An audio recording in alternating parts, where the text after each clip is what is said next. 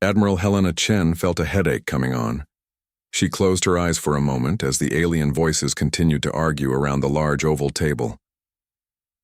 3 years. For 3 long Earth years, humans had been sitting at this table with the Galactic Confederacy. The Confederacy was made up of 17 different alien species.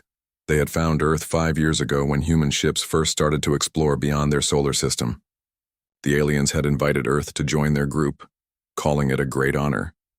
But as time passed, the humans began to see that this honor came with many unfair rules. Admiral Chen.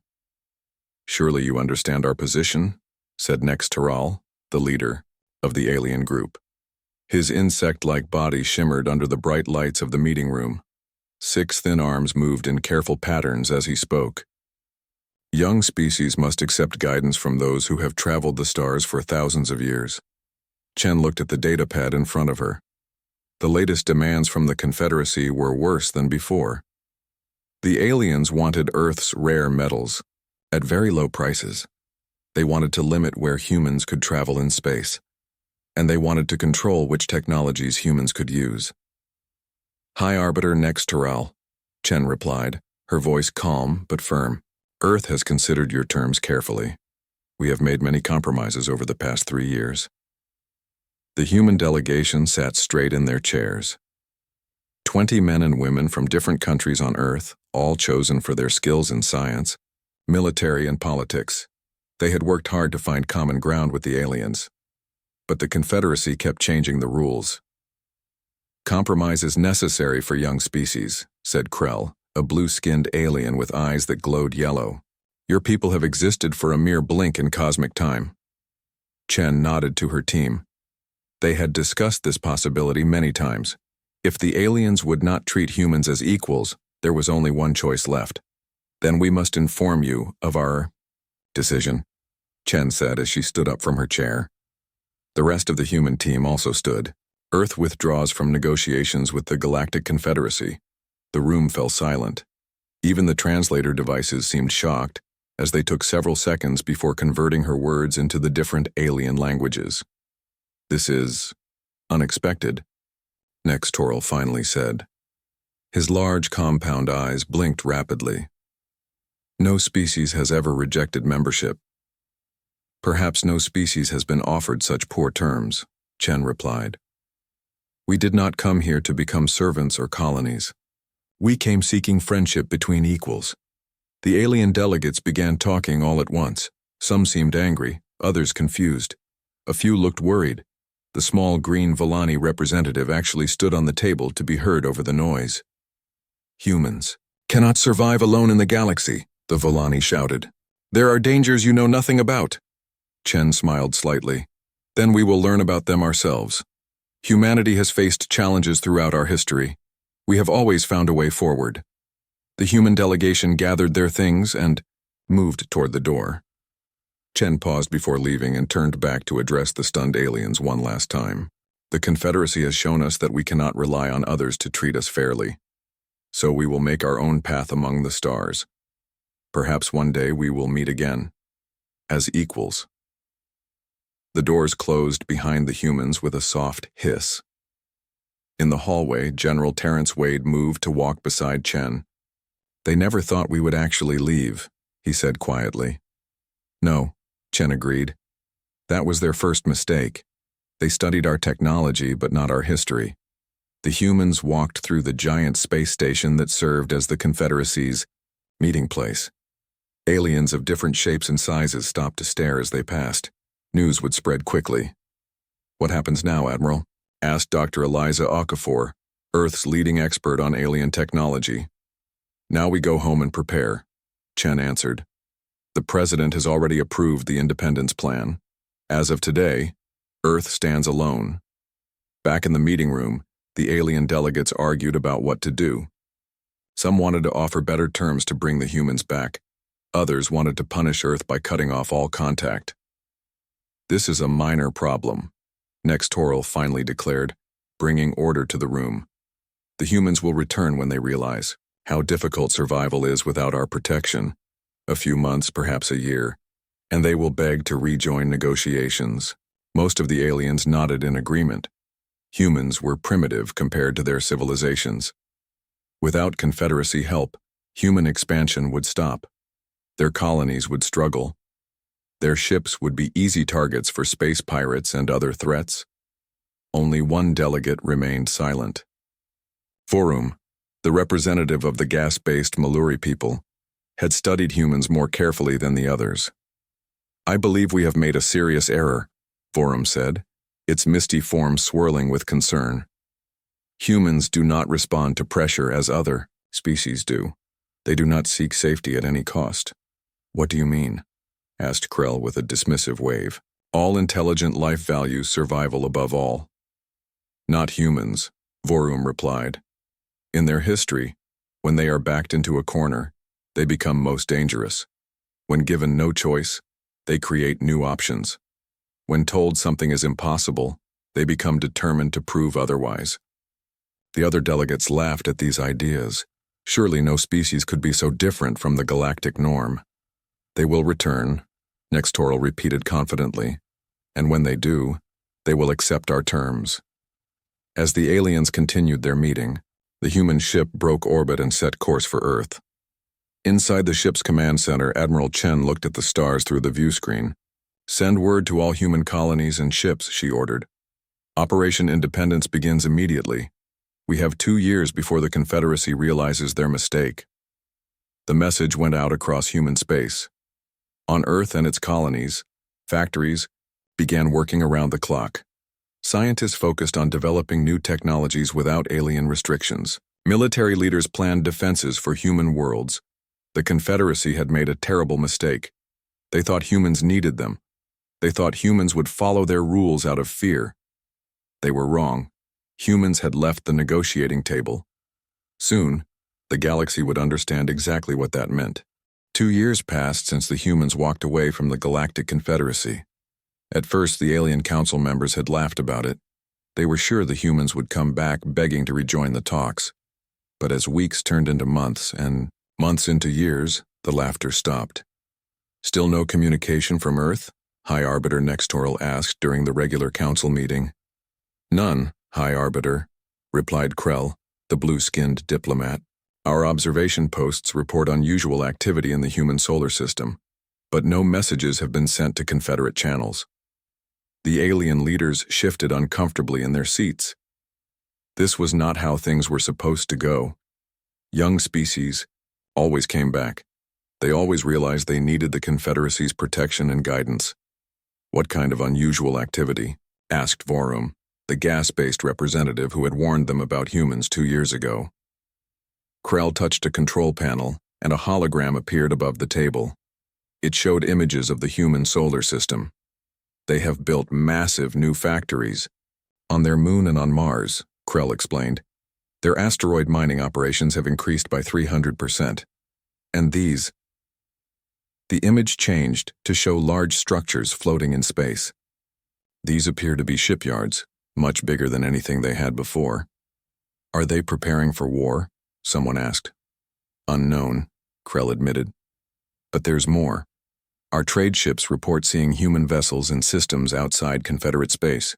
They appear to be talking to other independent worlds." Nextoral's insect-like face showed no emotion, but his 6 arms twitched nervously. "They are just trying to find new trading partners. Nothing to worry about." But privately, many of the aliens were starting to worry. On the asteroid Ceres in the human solar system, Dr. Eliza Okafor walked through a massive factory that didn't exist 2 years ago. Workers and robots moved around her, building parts for new ships and weapons. General Terrence Wade walked beside her, looking at the data on his tablet. "Production is up again this month," Wade said with approval. "We've built more ships in the past year than in the previous 10 years combined." Eliza nodded as they entered a large room filled with holographic displays. "And the new technology is working even better than we hoped." Without the restrictions placed by the Confederacy, human scientists had made huge advances. The aliens had kept many technologies from Earth, claiming humans weren't ready. Now humans were developing these technologies on their own, sometimes finding new solutions the aliens had never considered. Admiral Chen entered the room and gestured for them to join her at the main display table. The hologram showed a map of nearby star systems. "Report," Chen ordered. "The Proxima Centauri shipyards are at full capacity," Wade said. "We now have 50 new warships with the advanced shield technology. Another 30 will be ready next month." "Good," Chen nodded. "And the communication network?" Eliza stepped forward. "The Nomad Deep Space Network is complete. We can now talk instantly across 300 light-years without using Confederate relay stations." This was a major achievement. The Confederacy had controlled all faster-than-light communication, forcing other species to use their network. Now humans had built their own. "And our diplomatic missions?" Chen asked. "Very successful," Wade replied with a rare smile. "The Frisi have agreed to join our alliance. They were impressed by our mining technology that doesn't damage their sacred caverns, and the Trell worlds are considering our offer as well." Chen studied the map. Little by little, the humans were building a network of friendly worlds. Some were species the Confederacy had rejected as too primitive. Others were independent worlds that had avoided the Confederacy's control. "What about the Nelvari?" Chen asked. "Have they responded to our message?" "Not yet," Eliza said. "Their crystalline communication methods are difficult to understand, but we've made progress with the translation." Chen nodded. The Nelvari were an important potential ally. The crystalline beings had rich resources but were treated poorly by the Confederacy, forced to provide materials at low prices. "The Confederacy still doesn't understand what we're doing," Wade said. "Their spies are looking for military buildups, thinking we're planning to attack them." "Let them think that," Chen replied. "The truth is more dangerous to them than any fleet." The truth was that humans weren't planning a war. They were building an alternative, a new alliance of worlds based on fair trade and mutual respect, not control and exploitation. On a small trading outpost at the edge of Confederate space, a merchant named Drex watched as humans set up a new trading booth. Unlike Confederate traders who demanded high prices for basic goods, the humans offered fair deals and better products. "How can you sell shield generators at this price?" Drex asked in amazement. "The Confederacy charges 5 times as much." The human trader Sarah Kim smiled. "We believe in fair trade. We make a reasonable profit and you get technology you need. Everyone benefits." This scene was repeating across dozens of worlds. While the Confederacy worried about human warships, the real danger to them was much quieter. The spread of human ideas about fairness and independence. In hidden outposts and remote colonies, people whispered about the humans who had dared to walk away from the mighty Confederacy and were not only surviving but thriving. Back in the Confederate Council chambers, a new report caused even more concern. "The humans have somehow developed gravitational manipulation fields," an intelligence officer reported. "Technology we specifically refused to share with them." "Impossible," Nextoral declared. "They must have stolen it." "Our analysis suggests they developed it independently," the officer replied, "and their version is more efficient than ours." The council members looked at each other in shock. This wasn't supposed to happen. Young species weren't supposed to advance this quickly, and they certainly weren't supposed to improve on Confederate technology. "It gets worse," the officer continued. "At least 3 worlds that trade with the Confederacy have begun secret negotiations with the humans. They're offering technology we've been keeping from them." For the first time, real fear spread through the council. The humans were not behaving according to any known pattern.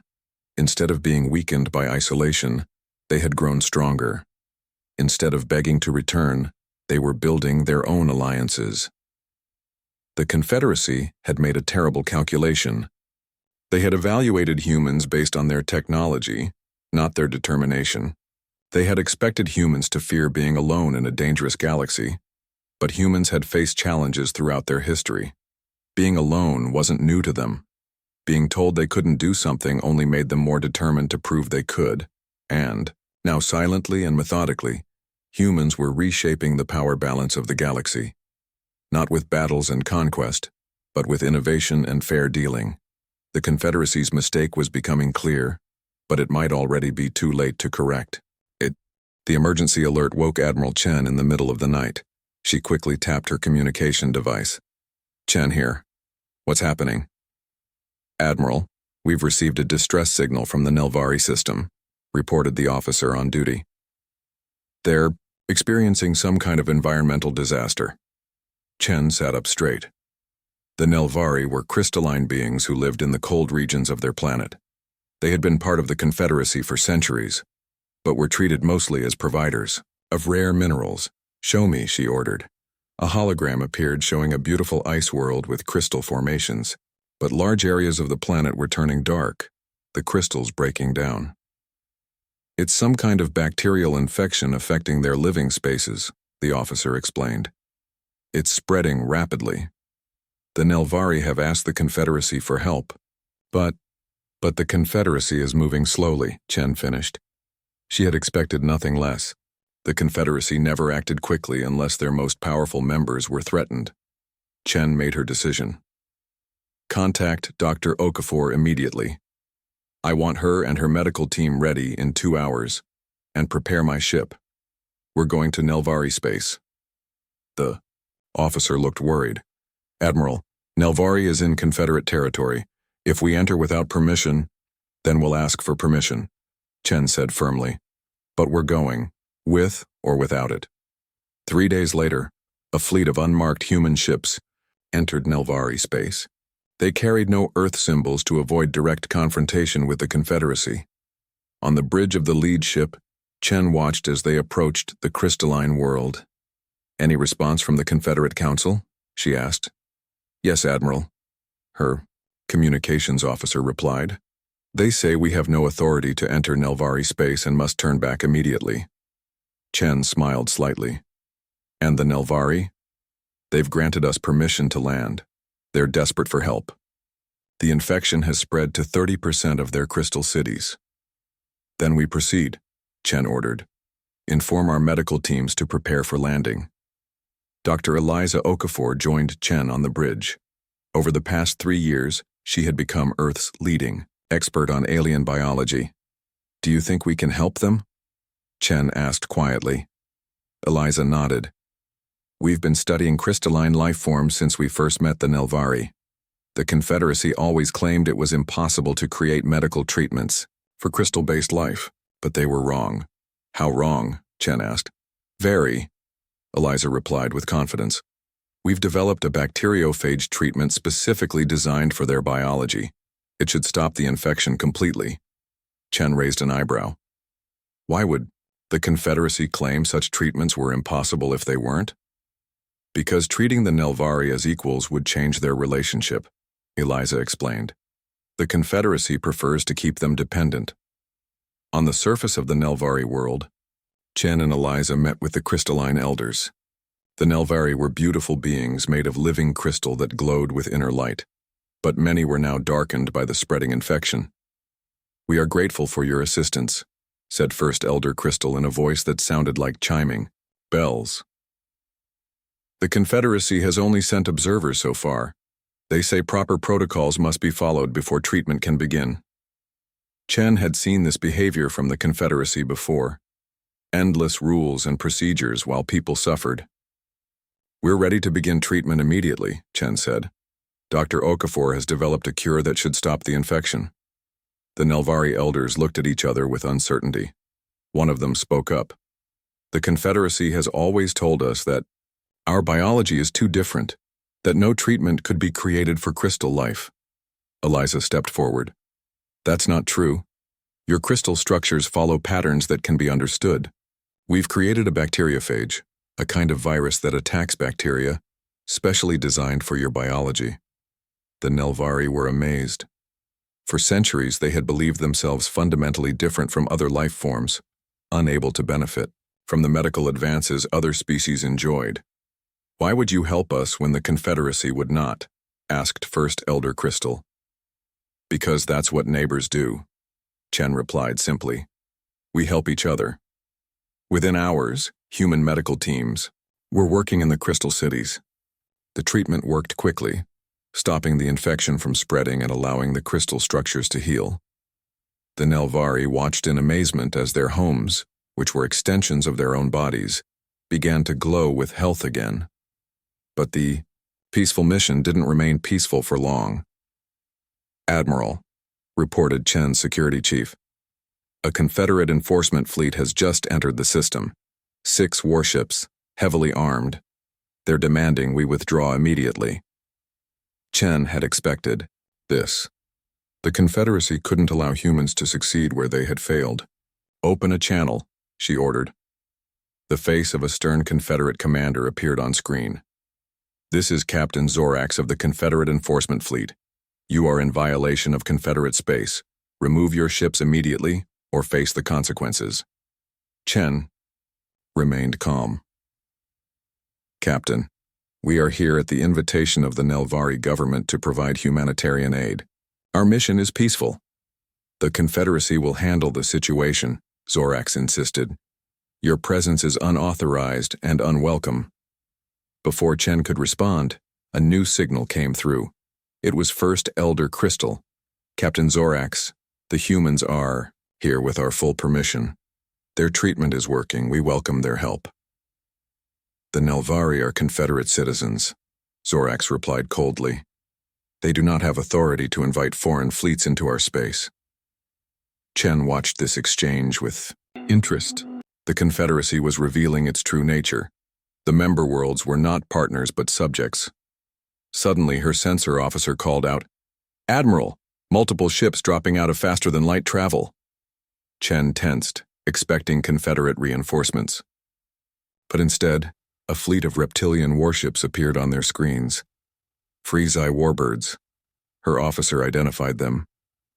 15 ships, weapons-powered but not targeting us. The Sci-Fi had been neutral for centuries, avoiding Confederate control. Chen had sent diplomats to them 2 years ago, offering fair mining agreements instead of the exploitative terms the Confederacy demanded. A new face appeared on screen, a scaled reptilian with bright yellow eyes. "This is War Chief Skith of the Sci-Fi Alliance," the reptilian announced. "We are here to ensure that humanitarian aid reaches the Nelvari without interference." Captain Zorax looked shocked. "The Sci-Fi have no authority in this matter. Neither do you, if you intend to prevent medical aid from reaching those in need," Skith replied. "The Independent Star Alliance, of which both the Sci-Fi and humans are members, recognizes the right of all beings to receive life-saving treatment." Chen watched as the Confederate captain realized his position. The Confederacy fleet was now outnumbered, facing both human ships and Sci-Fi warbirds. After a tense moment, Zorax backed down. "We will remain to observe only," he said stiffly before, cutting the communication.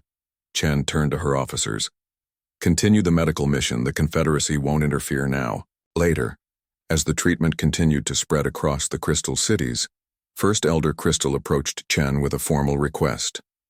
"The Council of Elders has voted," Crystal announced. "The Nelvari wish to withdraw from the Galactic Confederacy and request membership in your Independent Star Alliance." Chen had not expected this, but she understood. The Nelvari had finally seen the difference between exploitation and partnership. "We would welcome the Nelvari as equals," Chen replied, as word spread across the galaxy of humans curing a disease the Confederacy claimed was untreatable. More worlds began to question the Confederacy's leadership. The balance of power was shifting, all because humans had refused to accept their assigned place in the galactic order. Chen looked out at the Crystal Cities, now glowing with health again, and knew that the human decision to leave the negotiating table had been the right one, not just for Earth but for the entire galaxy. The great meeting hall of the Galactic Confederacy felt emptier than ever before. What once held 17 proud delegations now contained only 11. In just 1 year since the Nelvari incident, 6 member species had left the Confederacy to join the human-led Independent Star Alliance. High Arbiter Nex Taral faced the angry council members. Their questions were becoming harder to answer. How could the humans cure a crystalline disease when our scientists said it was impossible? Demanded the representative from Bolus, a gas giant world. And why did the Nelvari leave us after 500 years of membership? Asked another. Nex Toral's insect-like arms moved nervously. The humans got lucky with their treatment. and they've been filling the Nilvaris' minds with dangerous ideas about independence. But the council members were no longer accepting these explanations. The Confederacy was losing control and losing face. "The Sci-Fi have now officially joined the Human Alliance," reported a military officer. "And the Teklar mining colonies are considering it as well." This news caused even more concern. The Teklar controlled important fuel resources that the Confederacy relied on. "This is unacceptable," Nexteral shouted, slamming his appendages on the table. "The humans must be stopped before they destroy the order we've maintained for thousands of years." In a rare show of unity, the council voted to remove Nexitoral from his position. For too long, he had underestimated the human threat. A new High Arbiter was needed. Vorum, the gaseous entity who had warned about humans years ago, was selected as the new leader. "We must speak with the humans," Vorum announced in its whispery voice, "before it's too late." When the Confederate request for a summit meeting arrived at Earth, Admiral Chen was not surprised. She had been expecting it. "They want to meet at their headquarters," General Wade reported. Chen shook her head. "No, not this time. If they want to talk, they can come to us." And so, for the first time in Confederate history, their diplomatic vessel traveled to a younger species world for negotiations. The meeting was set on Europa, one of Jupiter's moons where humans had built a research base. As the Confederate diplomats stepped off their ship, they tried to hide their shock. In just 4 years, humans had transformed the icy moon into a thriving outpost with artificial gravity and comfortable living spaces. Technology that should have been beyond their reach was everywhere. High Arbiter Vorum led the Confederate delegation to the meeting room where Admiral Chen and her team waited. "We appreciate your willingness to meet with us," Vorum began. Chen nodded. "We've always been willing to talk, but only as equals." The Confederate diplomats exchanged glances. Being treated as equals by a younger species felt strange to them. For thousands of years, the Confederacy had been the unquestioned authority in this part of the galaxy. "The recent changes in membership have concerned us," Vorum said carefully. "We wish to discuss how stability might be restored." Chen activated a holographic display showing a series of documents. "We have prepared several proposals for a new relationship between Earth and the Confederacy." The Confederate diplomats were surprised. They had come expecting human demands or threats. Instead, they found detailed plans covering trade agreements, technological exchanges, and mutual defense pacts. "These are quite thorough," Vorum admitted as the delegates reviewed the documents. "We've had 4 years to think about what a fair galactic community should look like," Chen replied. One of the Confederate diplomats, a reptilian named Salik, looked up from the documents with confusion. "These proposals treat all worlds as having equal standing, regardless of technological advancement or age. That's not how the galaxy works." "It's not how the Confederacy works," Chen corrected. "But it's how our alliance works, and more species are choosing our way every day." High Arbiter Vorum studied Chen carefully. "You never intended to replace the Confederacy, did you?" "No," Chen admitted. "We simply refused to be exploited by it. When you forced us to leave your table, we built our own. Now others are joining us because they prefer how we treat them." The Confederate diplomats were beginning to understand the magnitude of their mistake. They had expected humans to use military might to challenge them. Instead, humans had changed the rules of the game entirely.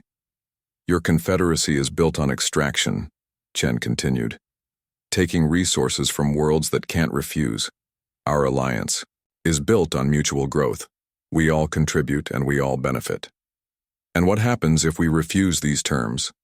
asked another Confederate diplomat. Chen looked at them calmly. "Then nothing changes. We continue to build our alliance, and you continue to lose members. Eventually you'll be forced to change anyway." As the Confederate delegation returned to their ship, they were silent, each lost in thought. They had come expecting to find angry humans demanding concessions. Instead, they found a confident civilization that had outmaneuvered them completely. Back on their ship, Vorum called an emergency meeting. We have severely misjudged the humans, the gaseous being admitted. They've accomplished in 4 years what should have taken centuries. How? Asked Salak. How could they advance so quickly? Without our guidance? Because our guidance was holding them back, Vorum replied. We designed our system to keep younger species dependent on us, but humans thrive on independence. The diplomats began to see the truth. The Confederacy had evaluated humans by their technology, not their adaptability. They had judged them by their military strength, not their diplomatic skill. They had seen their youth as a weakness, not realizing it made humans more open to new ideas. What do we do now? Asked one of the diplomats. We have no choice, Vorum said. We must accept at least some of their proposals. The alternative is to watch the Confederacy continue to shrink as more worlds join their alliance. As their ship left Europa, the Confederate diplomats looked back at the human outpost. It was just one small base on one small moon. Yet from this humble position, humans had reshaped the galactic balance of power, not through conquest, not through superior weapons or technology, but through a simple idea that all intelligent species deserved respect and fair treatment. On Earth, Chen briefed the world leaders on the meeting's outcome. The Confederacy will consider our proposals, she reported. But whether they accept them or not, we've already won the larger victory. How so?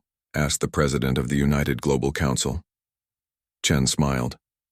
4 years ago, they thought they could dictate terms to us. Today they came to our territory to hear our terms. The balance has shifted and they know it. Across human space, the news spread quickly.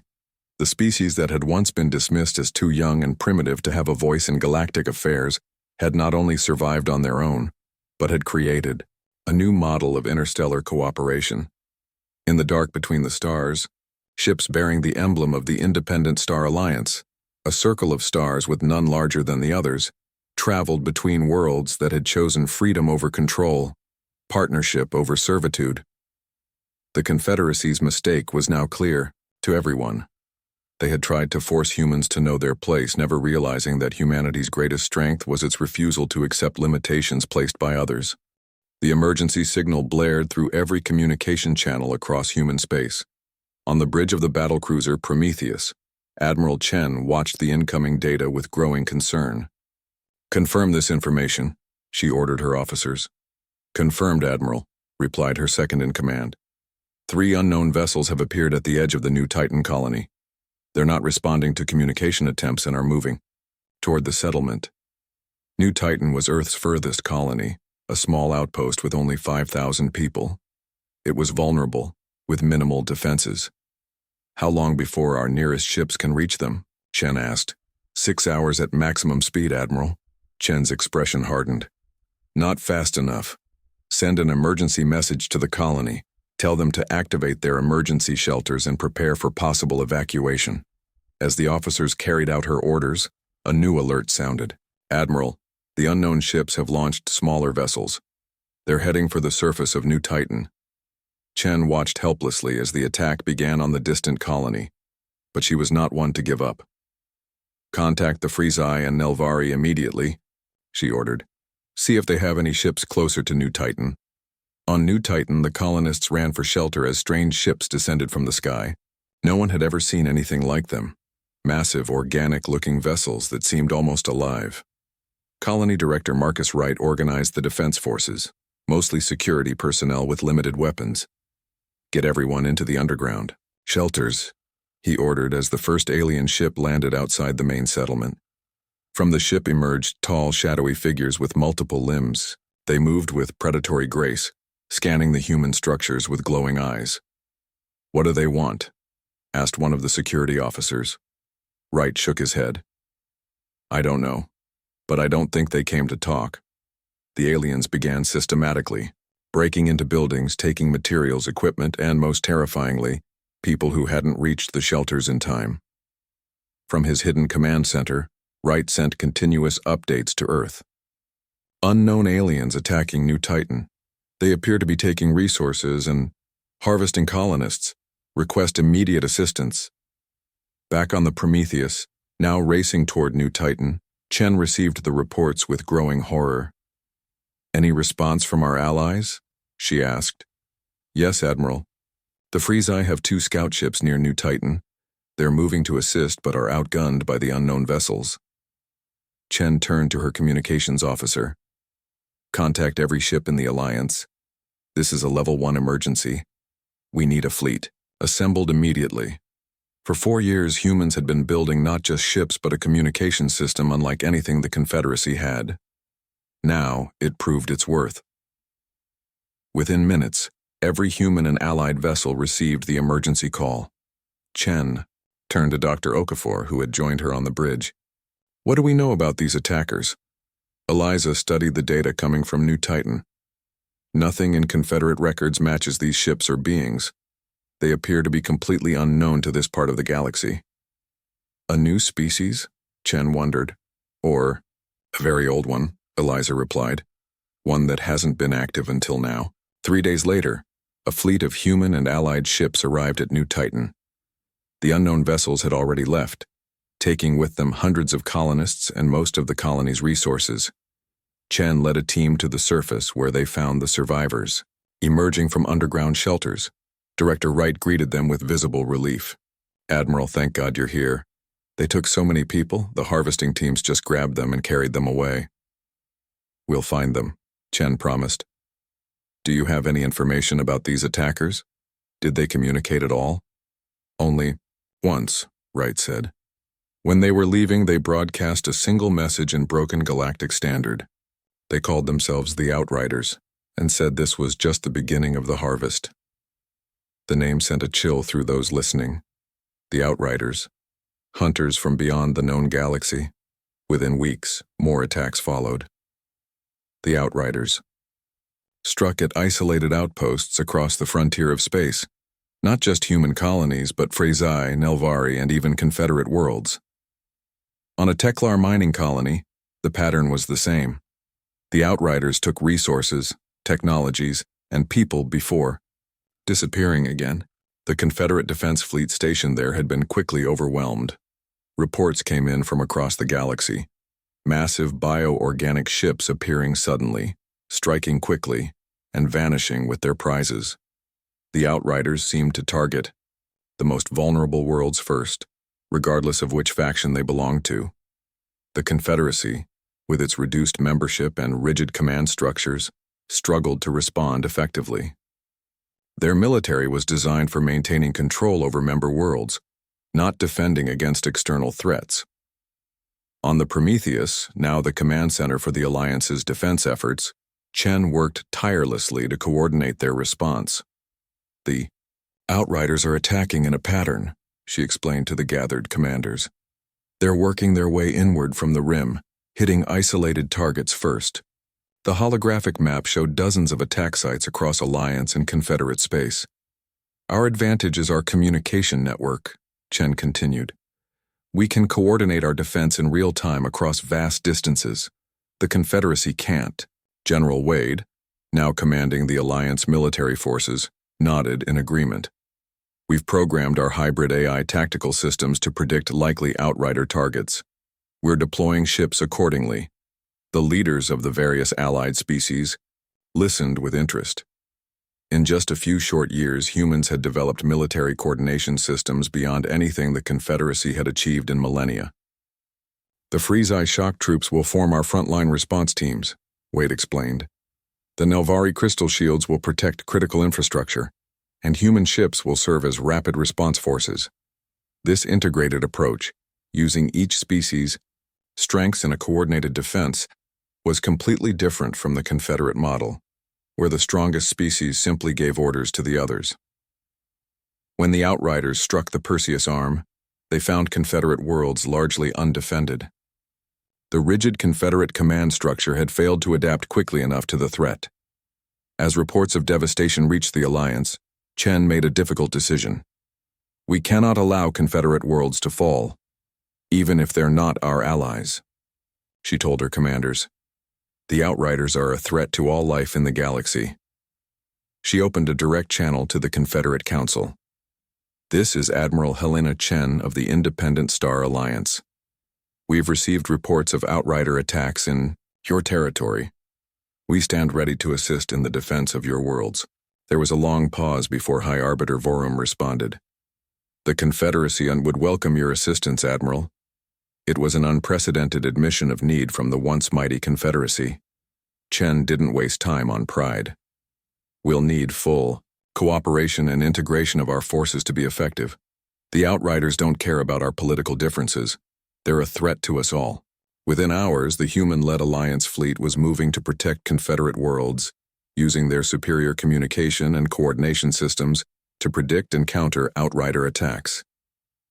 For the first time in galactic history, ships from the Confederacy and the Alliance fought side by side against a common enemy. And for the first time, many Confederate members saw firsthand the effectiveness of the human approach to cooperation. High Arbiter Vorum, watching from Confederate headquarters as human-designed defense strategies saved world after world, finally understood the full magnitude of their mistake years ago. Their carefully controlled hierarchy had created stagnation and dependency. Human independence had fostered innovation and true strength through diversity. As Alliance ships saved another Confederate world from the Outriders, Vorum made a historic decision. The age of the Confederacy, with its rigid hierarchies and exploitation, was over. The time had come for something new, a true partnership of equals, inspired by the humans who had dared to walk away from the negotiating table. 1 year after the Outrider War ended, representatives from 32 spacefaring civilizations gathered on Earth. It was an unprecedented meeting. Species that had once been bitter enemies now sat side by side under the open sky of New Zealand's reclaimed wilderness. Admiral Helena Chen, now serving as Earth's first stellar consul, watched as delegates from across the galaxy added their signatures or marks to the document that would change everything, the Galactic Charter. The Charter officially dissolved the old Confederacy and established something new, the United Stellar Commonwealth. Unlike the hierarchy of the Confederacy, the Commonwealth was built on principles of equality, cooperation, and mutual respect. "This is a historic day," Chen said to Dr. Eliza Okafor, who stood beside her. "I never imagined we would come this far when we walked out of those negotiations 5 years ago." Eliza smiled. "You always had faith in humanity's ability to chart its own course." The Outrider threat had been defeated 6 months earlier. The combined forces of the Alliance and the former Confederacy had pushed the invaders back beyond the galactic rim. Working together, they had accomplished what neither could have done alone. Now in the aftermath, something new was emerging from the ashes of the old order. Delegates from former Confederate worlds mingled with Alliance members. The crystalline Nelvari spoke with the reptilian Phrazi. The gaseous Maluri shared ideas with the insectoid Talari. Species that had been kept apart by Confederate policies were discovering new possibilities for cooperation. High Representative Vorum, the former Confederate leader, approached Chen after the signing ceremony. "I still do not fully understand how you accomplished this," the gaseous being admitted through its translator. "In 5 years you transformed from supplicants to leaders." Chen looked out at the gathering. "We never wanted to be rulers. We just refused to be ruled unfairly." Still, Vorum's gas cloud shifted in what Chen had learned was a sign of deep thought. "You expected us to behave like every other species you'd encountered, to value safety and inclusion above all else. You tried to force our compliance through isolation." Chen nodded. "The Confederacy made a fundamental miscalculation about human nature. Isolation doesn't frighten us, it challenges us. Throughout our history, some of our greatest achievements came when we were forced to rely on ourselves." She gestured to the delegates now celebrating the new charter. "When you left us no choice but independence, you gave us our greatest strength." Vorum's translator emitted a sound that might have been a sigh. "We believed technology and age determined a civilization's worth. We failed to consider that innovation and ethics might matter more." Later that evening, Chen stood on a viewing platform overlooking the celebration. Earth had been transformed by the events of the past 5 years. Once just one small planet among thousands, it was now the birthplace of a new galactic order. "General," Wade joined her at the railing. Quite a view, he said, looking at the mixed species celebrating below. Who would have thought that being kicked out of the Confederacy would be the best thing that ever happened to us? Chen smiled. Sometimes being underestimated is the greatest advantage. The Commonwealth still has challenges ahead, Wade noted. Not every former Confederate world is happy about the change. True, Chen acknowledged. But for the first time, all voices can be heard equally. That's something worth building on. Down below, she spotted a group of Nelvari crystals glowing with shifting colors as they communicated with a delegation from a newly discovered species from the galactic core. Next to them, Sci-Fi warriors demonstrated their traditional combat, dances to admiring humans. These interactions would have been impossible under the old Confederate system, where species were kept separate and carefully controlled. We've expanded faster in 5 years than the Confederacy did in 5 centuries, Wade observed. Not just in territory, but in knowledge. Chen nodded.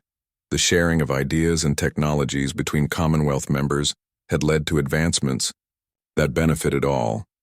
Free from Confederate restrictions, innovation flourished. Admiral, it's time for your address, an aide informed her. Chen took a deep breath and made her way to the central platform.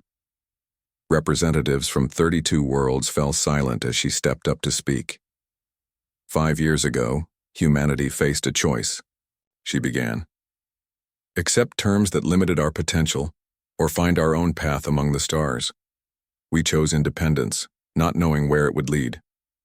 The assembled delegates listened attentively. What we discovered was that true strength comes not from domination, but from cooperation between equals. The Confederacy built walls between species. Today, we remove those walls. She looked around at the diverse gathering. The Commonwealth. We create today will be different. All members will have equal voice regardless of their age or technology level. All will contribute according to their abilities, and all will benefit according to their needs. Chen gestured to the night sky visible through the transparent dome. The challenges we face together, whether outriders or other threats yet unknown, will require all our diverse strengths. No single species has all the answers. Together we are stronger than we could ever be apart. The applause that followed came from many different kinds of appendages, hands, claws, tentacles, energy fields, but the sentiment behind it was united. As the celebration continued into the night, Chen found a quiet moment to speak with a group of young human diplomats who would be traveling to various Commonwealth worlds. Remember this, she told them. The Confederacy's mistake wasn't just how they treated us. It was how they saw the galaxy as a hierarchy where some naturally ruled over others. One of the young diplomats asked, "And what is our vision instead?" Chen smiled. A community of equals, each bringing something valuable to the whole.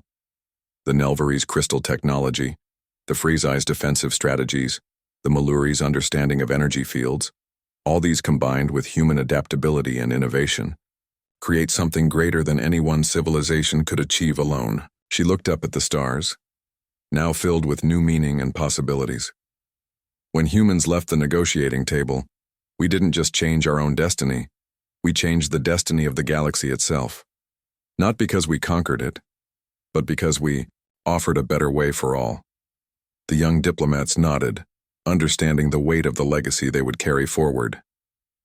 In the years that followed, the United Stellar Commonwealth continued to grow and evolve. Worlds that had once been bitter enemies became partners in exploration and discovery. Species that had been exploited found their voices and contributions valued. And throughout the Commonwealth, the story was told of how the youngest of spacefaring races had taught the oldest the true meaning of civilization, not domination or control, but partnership and respect. When asked how humans had accomplished so much in so little time, Chen always gave the same answer. We succeeded because the Confederacy gave us no choice but to rely on ourselves. In trying to limit us, they freed us to become something more. The irony was not lost on the former Confederate worlds. In their attempt to keep humanity in its place, they had instead unleashed the very qualities that made humans unique. Their adaptability, their determination, and their ability to unite diverse groups toward a common goal. The galaxy had finally understood its mistake. And in that understanding, a new era had begun, one where the measure of a civilization was not its age or its technology, but its willingness to work together as equals under the stars.